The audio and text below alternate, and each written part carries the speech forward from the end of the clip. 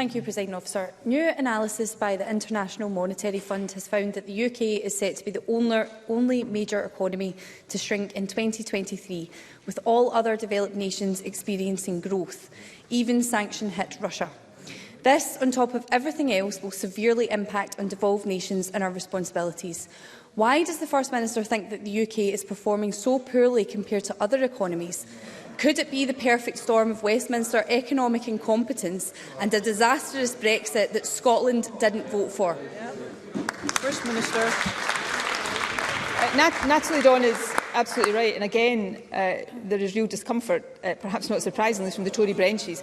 Perhaps they've just seen that another consequence of Tory economic and financial incompetence and mismanagement is that interest rates have just been increased yet again by the Bank of England, which has real implications for people. But the forecast by the IMF is deeply worrying, but it should come as no surprise. The Scottish Government and others in Scotland have repeatedly warned that Brexit, and particularly the hard Brexit chosen by the UK Government, would be devastating to the economy of Scotland and to the UK as a whole.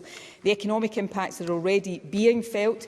Britain's GDP was 5.5% lower by the second quarter of 2022 than it would have been had Brexit not occurred. The consequences of this economic incompetence are devastating for businesses and for individuals alike. And thanks to Brexit, the UK is facing a worse cost of living crisis than elsewhere.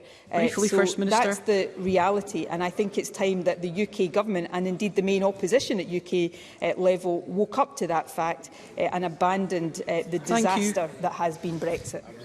Thank you, First Minister.